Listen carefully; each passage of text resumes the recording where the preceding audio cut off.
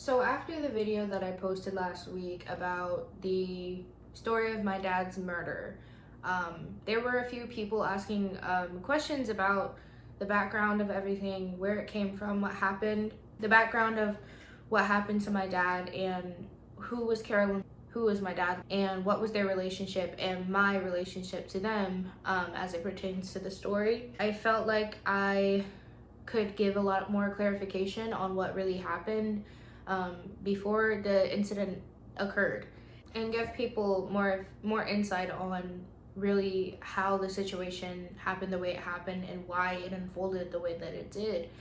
I talked to a few people after I posted the video. A lot of people had questions, so I wanted to kind of come in and give a background. So the first thing I really want to talk about is who Carolyn was when I met her, how I saw her, in order to understand what she did. I was having a really hard time in January of 2022. I ended up actually being hospitalized due to a suicide attempt, and I wasn't sure what I was gonna do next because I really didn't have anywhere to go. While I was in the hospital, I decided to contact my dad and let him know what happened. He did what I think any parent would in that situation and really just said, hey, I know that we have our differences, and I know that in certain situations we don't always get along, but that's because we're so similar. And I want to offer you my home so that you can grow from this experience, so that you can get better, so that you can feel like you can be on your own. As somebody who didn't really have her dad around growing up because he was incarcerated for 9 years, the realization of actually moving in with him was kind of crazy, but it was a really good experience for me. I was reluctant at first, but I eventually decided to move forward and move in with him because I knew that it would be to the betterment of who I was going to be, and it was going to help me get out of my mental health issues and really start to progress in life. In the process of me moving back in with him, I actually was living in Florida before this, and I had to move all the way back to Ohio. And I wasn't really super in tune with my dad's life at that point. I knew he was doing battle tested. I knew he was doing a lot of community work, and he was involved in a lot of different things, especially for battle tested and just different churches around Dayton, Ohio, Columbus, Ohio, all of those things. So when I moved in with him, I really got into the swing of things and really understood his schedule. It really started the first day that I moved in. The morning that I moved in, he immediately dipped out. He had stuff to do. He offered, like, hey, if you don't want to be alone, I have this friend that, you know, she's always around. She's very helpful. So if you want somebody to keep you company, she can keep you company. You can ride around with her, get like the stuff that you need since you just moved in. So I agreed because I honestly didn't want to be by myself the whole day. So she came over, and her name was Carolyn White. That's the first day that I met her, was the first day that I moved in. She was so ingrained in my dad's life, in battle tested, in his personal life, in every single aspect of his life. She was heavily ingrained in. And even when it came to helping out his family and close friends, she was always at the forefront, including Angela Davis as well. He introduced me to her, and as she walked into the house, the first thing I could really tell you is that I just felt this instant, like, just negative vibe from her. I can feel what somebody's like really feeling in that moment because I'm an empath and I'm highly sensitive to other people's emotions. So when she walked in, I can't describe to you the emotion that I felt when I met her. It was so strong in the most negative way. It's like there was something attached to her that was literally just evil. Like, just evil, because I could feel her presence. Regarding that, this was my first impression of her. So I try not to disclose a lot of information about me because I just didn't feel comfortable talking to her in that way. She had a really good way of manipulating people into making them believe that she was doing good things, that she was a good person. And I'm not saying everything she did was evil. That's not what I'm saying at all, because I believe that everybody to some degree can be a good person. And I know You all are probably kind of shocked by my reaction to who she is as a person because of what she did to my dad, but I don't consider anybody inherently evil. And I think the decisions that she made them because she was sick. She was sick. She was mentally sick. She was psychotic. There was just something wrong with her. She was crazy. I forgave her for what she did. And I know that sounds nuts, but holding on to a grudge to somebody that's dead, gone, and over with, there's no reason for it. There's no reason for me to hate her because she's already dead. The situation's already over with. When I met her, she actually took me to different stores. She bought me things, like she bought me a comforter, and I considered it her trying to be nice to me because she knew I was my dad's daughter, obviously. So she wants to get in good with me because then I'll give her a good rapport to him. I think every action that she took most of the time was calculated and manipulative, and intentional to try to get people to like her, to trust her, to all of those things. She always put on a facade of who she really was because she knew the best way for her to get ahead in life was to manipulate, to, do all of the things that she needed to do in order to get ahead from everybody else. We also went out to eat, and she took me to the job that I was applying for. Shout out to Bagger Dave's in Ohio. They took me back after I moved. And while we were sitting there eating lunch, she was just talking about herself. She was talking about all of her trauma, like as if I hadn't just gone through a massive amount of change myself. So it felt incredibly inappropriate, I would say, because I want to say she was 55 years old. And she's talking to me, who is a 21-year-old who just experienced suicide, who tried to kill herself. And now she's telling the person who tried to kill themselves all of the negative things that have happened in her life, as if she wanted me to resonate with her or feel bad for her or relate to her. And it was too much for me. I would say it was incredibly too much. And it felt like, I don't know, it just felt uncomfortable. Every interaction that I had with her felt uncomfortable. I just let her talk, let her do her thing, right? And then we went to the grocery store. We went to the grocery store because I had to get food for the house. I had to get food for me specifically. And when we went, she was putting stuff in the cart as if she was going to pay for the groceries that were specifically only for my dad, but I was paying for the groceries. So she was trying to use my money to pay for all of my dad's things as if I didn't make my own grocery list for me as well. It was just a really weird situation. She just had a deep obsession, and I noticed that immediately because of how she moved, what her actions portrayed. And it didn't have to be said. It was easily just articulated and seen. It worked in her favor because a lot of people believed it. A lot of people believed the lies that she told. A lot of people believed her character was true and good. And I think I kind of eventually started to feel bad for her. So I kind of played into it too, the same way that my dad did. And after this whole day, this whole interaction, I kept all of these details to myself. And then later on that night, I felt that strange and serious energy. That energy that just felt like, whoa. And I went downstairs because I was curious. I was just like, is she here? Because I could feel it. And out of nowhere, I go downstairs. There she is, sitting there with Angela. And I'm just like, wow, her energy is so strong. Like, they were in the basement, and I was 2 levels above the basement. And I could still feel her negative energy, like, just flooding me. Like, it just felt like it was overwhelming. After they left and packed up and everything, I decided to talk to my dad about it, because one thing about my dad, we may have fought a lot, and part of it was because we were both incredibly headstrong. We never lied to each other about things. We tried our best to be as honest as possible, and I usually told him everything that I felt, believed, or whatever the case may be, because he's my dad.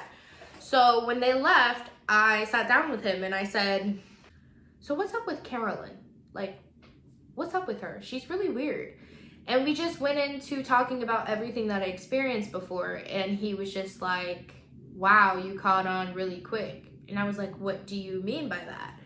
And he said that Carolyn had been doing very strange things. He had met her in, I'm pretty sure, the year before. Well, not the year before, in April of 2020. I'm pretty sure. I'm not 100% confident in that answer. But that's around the time that he met her. And he met her through Battle Tested. He was speaking at a church about Battle Test, and she happened to be there. And then they got in contact from there. So I knew that she was previously in prison before. But I didn't think to ask him why until we were sitting down in that living room having the conversation that we were having. I just said, hey, like, what did she go to prison for? Like, why? He said, oh, she was in prison for 15 years.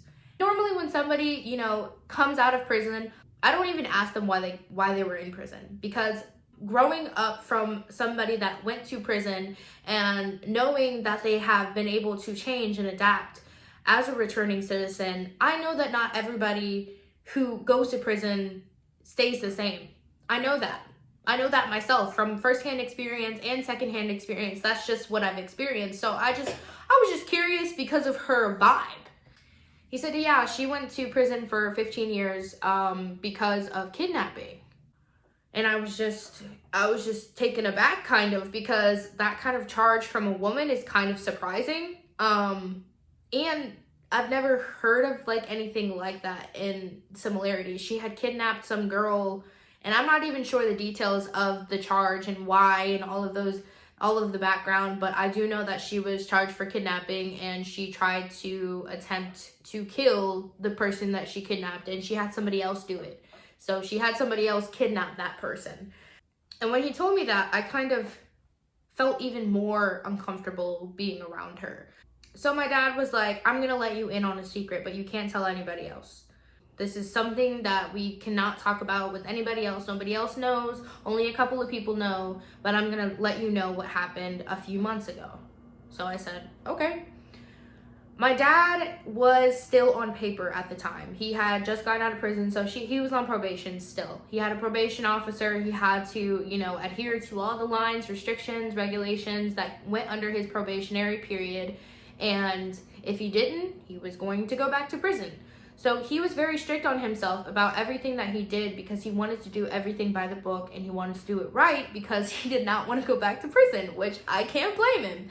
What he told me is around the time that they met, my dad was dating someone named Tamiko. He got a call on his phone from a random phone number saying, I'm going to tell your probation officer, you're staying at Tamiko's house where she has an underage daughter that you're not supposed to be around. You're in breach of your probation, and I'm going to tell them. Naturally, my dad was just confused, like, what does this have to do with you? Like, who are you? All of these things. And he wasn't even staying with Tamiko. He had his own home, so it was just naturally confusing.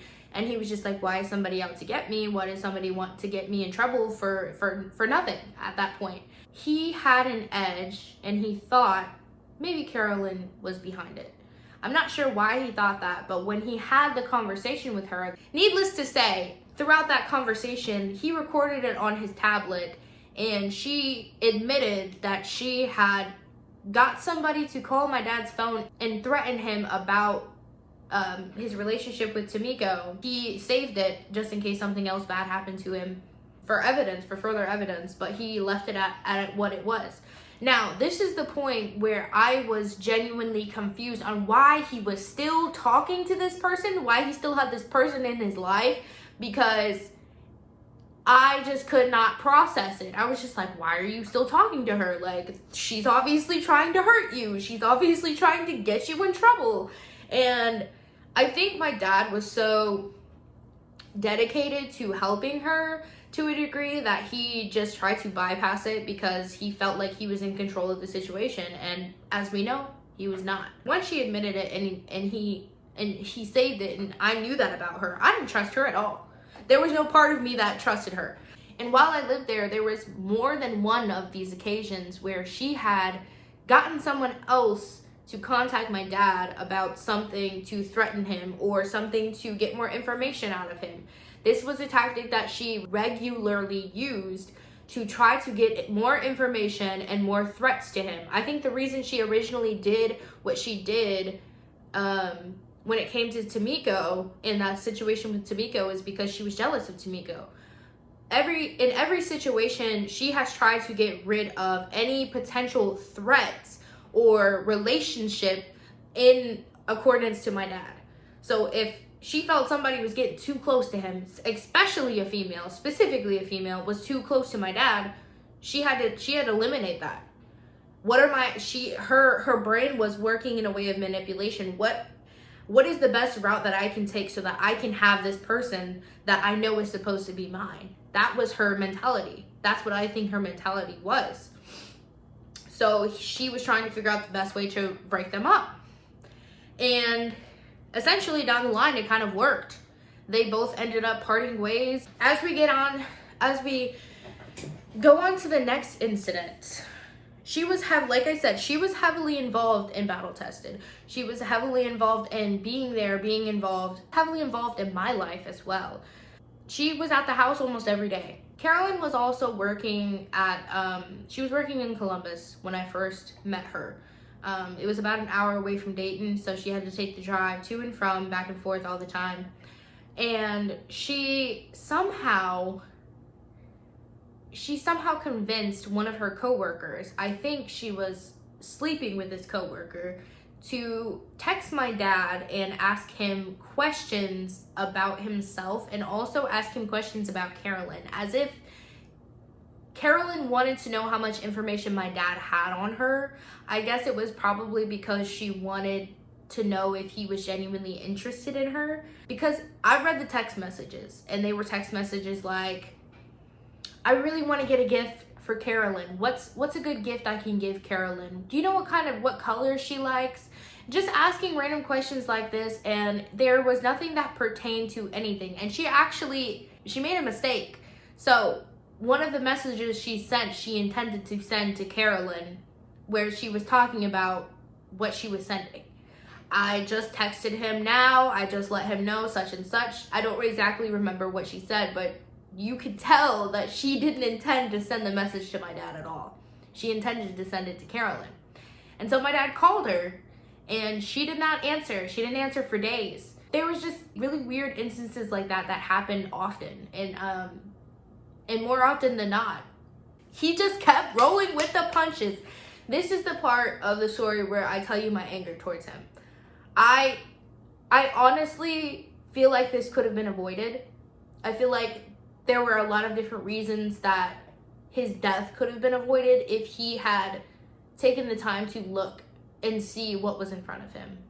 And I feel partial blame for not being adamant enough about about kicking her out of his life. But he also made it known to me when we had these conversations, if I take her out completely, she's going to go crazy. So I feel like he was scared to either cut her out completely because she would do something crazy, but also if he gave her too much or not enough, she would go crazy. So it was really just him trying to figure out a balance of how to get her out of his life without her harming anybody in our circle.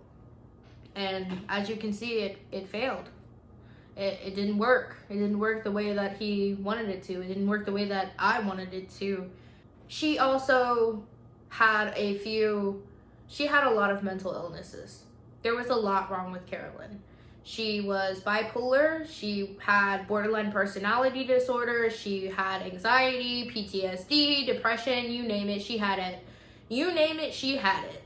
And the issue when it comes to that is not the fact that she had mental illnesses, it's the fact that she didn't want the help.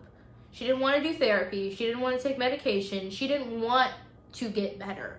So from my point of view, as someone who was dealing with mental health issues at the same exact time, I wanted to help her. I wanted to help her grow from what life she was in. I have BPD.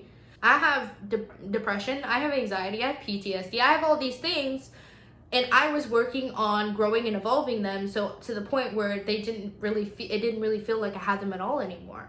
And I wanted her to believe that that was possible for herself, but she was so stuck in her victimhood of poor me. I think she used that as a tool to try to make my dad feel bad for her. This is what she said to him before. When you stop talking to me after I do certain things and you try to, you know, discipline me by ignoring me, you trigger my abandonment issues. So she was just trying to utilize ways to get him to talk to her again. And it worked most of the time. And I really wish there was some other way to help her, honestly. Because I don't feel like if she actually tried to do what my dad was trying to get her to do, that I was trying to get her to do, that my grandma was trying to get her to do, I feel like she would have still been here and she wouldn't have done what she did. She needed help. She needed genuine help, and she wasn't looking for it. She didn't want it. She had reached a point where she just didn't care anymore. She only wanted one thing, and that was to be with my dad, unfortunately. And that wasn't a possibility for her. At one point, the intensity of her need to be with my dad heightened. At this point, we were brought into focus of how nefarious she could be. This experience happened, I'm pretty sure, in May of 2022. May to June of 2022. Somewhere around the summer, I was doing weekly meetings with Carolyn and trying to talk to her about, you know, my dad, how to move away from him, how to fix or work on her borderline personality disorder. So my dad got a call from another random person threatening Battle Tested. This is an example of voicemail. We know what you're doing wrong at Battle Tested. We know that there is, you know, you're not making integrity or honest transactions. We know that you're funneling money and you're doing the wrong thing, and we're gonna tell everybody. And he got that voicemail, and in the call, he also said, you need to break away all of your relationships and you need to treat Carolyn better. In the voicemail. So it's very obvious that she's the one that put this random person up to the phone call. Because even in the voicemail itself, he forgot her name. You can hear her in the background whisper, Carolyn. So you know she's involved. And I think this is what my belief, this is not based on fact, but I believe that she was using men specifically, or women who are attracted to her, having sex with them or trying to flirt with them to get them to send these accusations to my dad and send these threatening messages to my dad to get him to be afraid, and so afraid that he wanted to do exactly what she wanted him to. Carolyn was known in Columbus as a ringleader for drugs and for sex work, and you know, she got pimped out by her husband. There was a lot of different things that she did back in the day that definitely reflected her tactics in the involvement with my dad. And so he found out about this, obviously. So he talked to me about it and said, what are we gonna do? And I told him, you need to break this off now. You need to break this off now. You need to separate her from Battle Tested. She is not in the position to handle anything other than herself. She's not there. She is far from there. And at this point, this is when my awareness really started kicking in, where I was extremely worried for him. I even texted multiple people and said, hey, I'm kind of scared at what she's gonna do to my dad if he doesn't do what she's asking. So that was the point where I finally realized, like, hey, this person's crazy. Like, they've completely lost it. If they don't get what they want, it's going to be very bad. He didn't lead a perfect life, and I feel like part of the reason that she did what she did is because he wasn't aware of how mentally sick she was, and he wanted a friends with benefits situation with her, and she agreed to it, but also got attached and did not like the fact that he was not trying to commit to a relationship. And so he took the, the sexual aspect away from her, and after that she kind of went nuts. And she even told me about their like sexual experiences, which I didn't want to know that. We decided to have a discussion with her about everything that was said, including all of the, the examples of her doing what she wasn't supposed to do and threatening him. And there were more than 4 instances has she threatened him through somebody else, and tried to get his attention in ways that were extreme. From my standpoint, as a person who has BPD, there is this thing called a favorite person.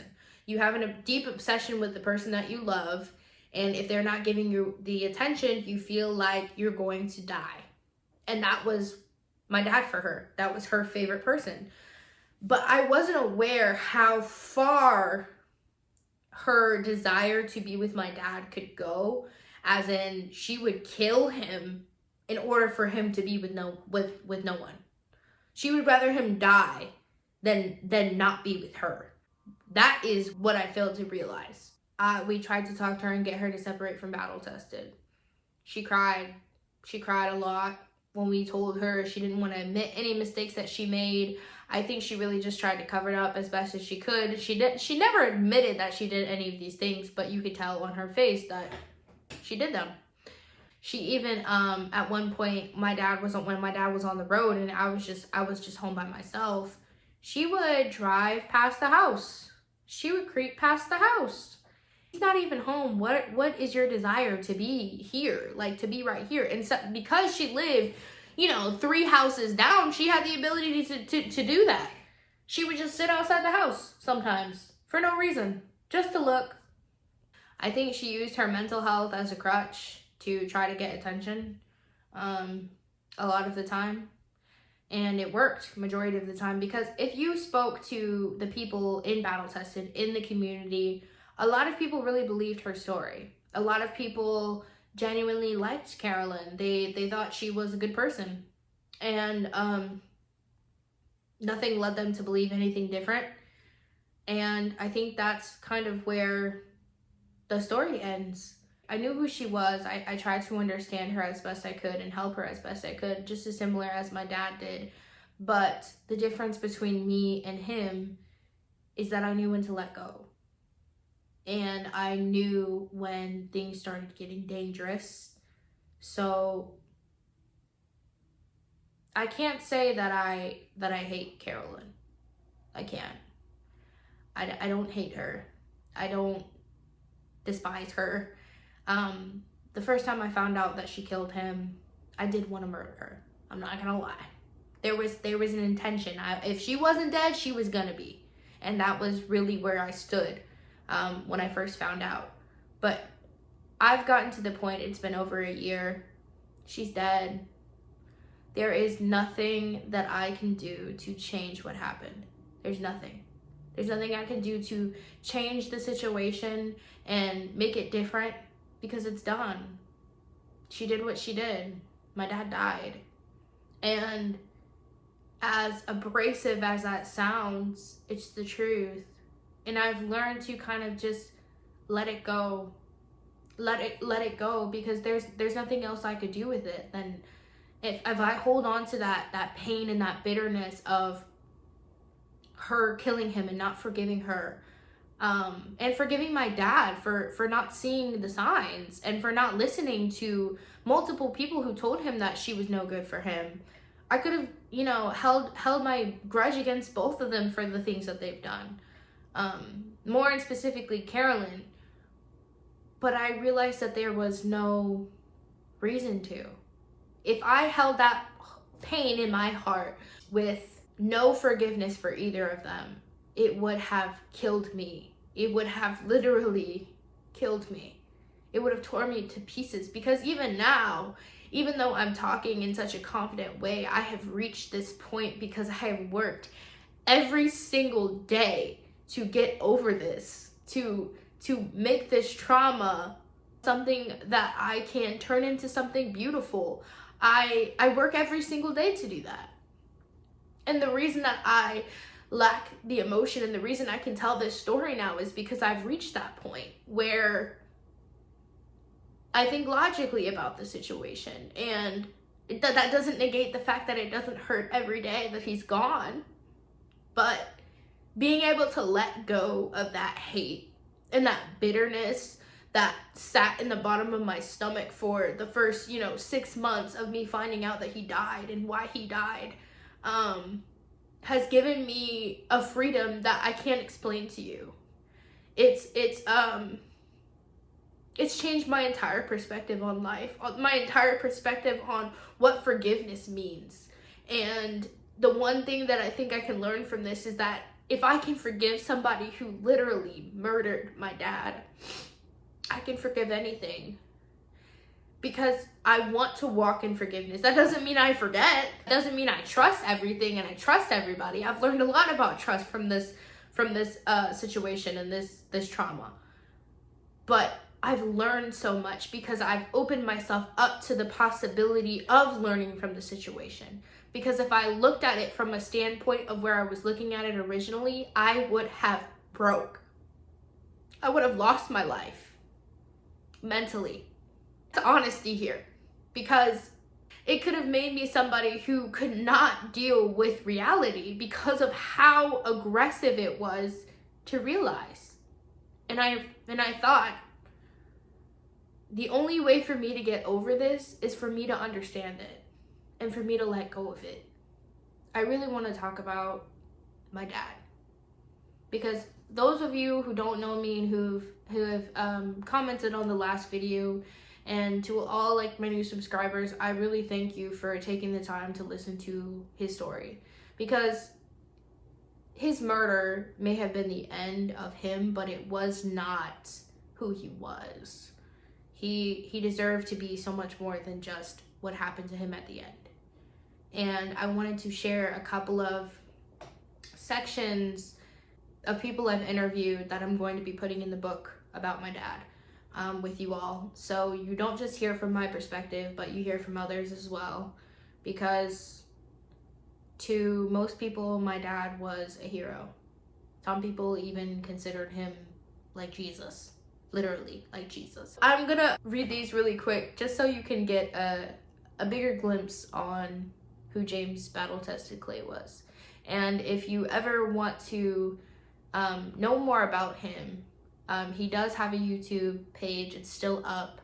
I can't get into it, but it's still activated, so all of his videos are up there. It's James Battle Tested Clay. You can check them out for yourself, and I'll also link a couple in the description box below as well. If you know my dad and you're interested in helping tell your story about how you met him, who he was as a person, I highly encourage you to please email me. I will put my email in the description box below. Please email me your story so I can put them in his book. So this is the email that Jean McCord sent me. And her husband is actually named Doug, and I'm also going to be reading his as well. Doug's heart attack was fatal, and when he got into the nursing home, James Clay was the first person to come visit him and be with him.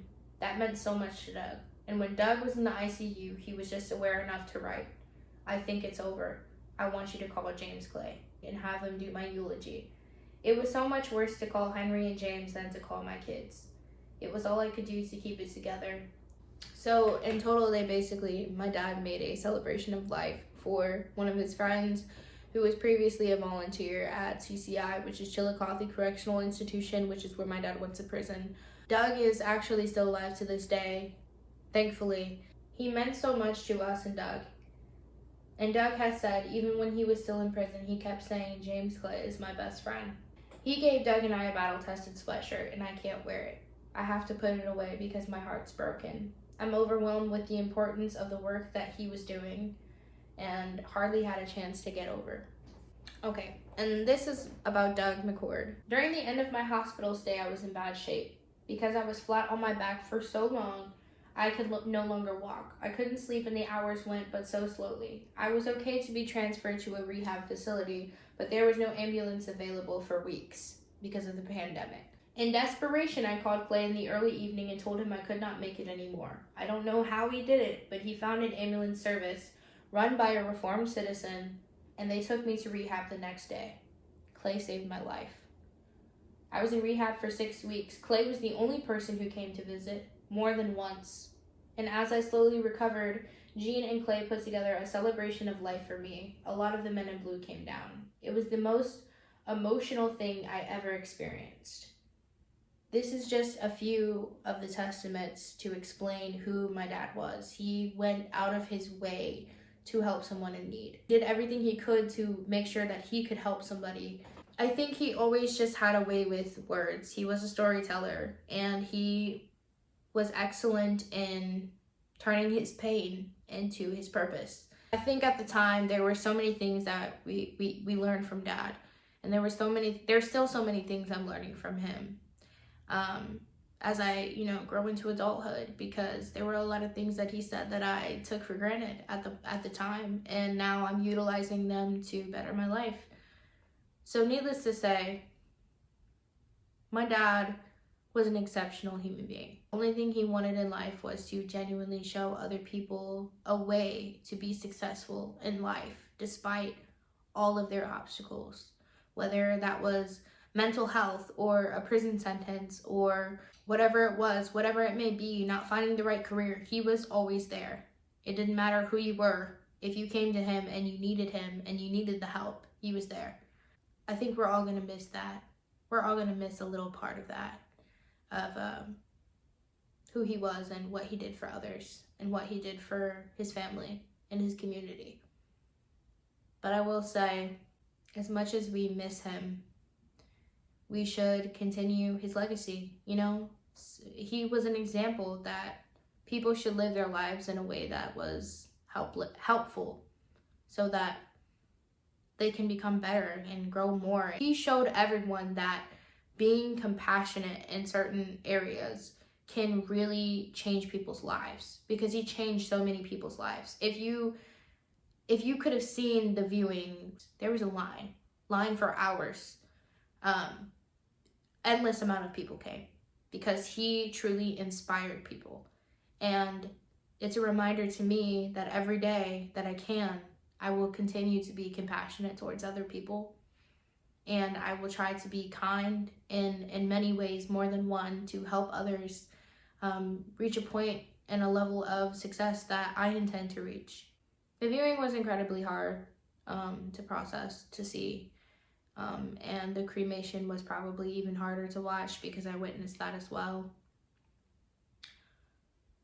But what I've learned from the experience is, even on the darkest days, and even when the hardest thing happens to you, you can still keep going, and you can still learn from it, and you can still grow from it.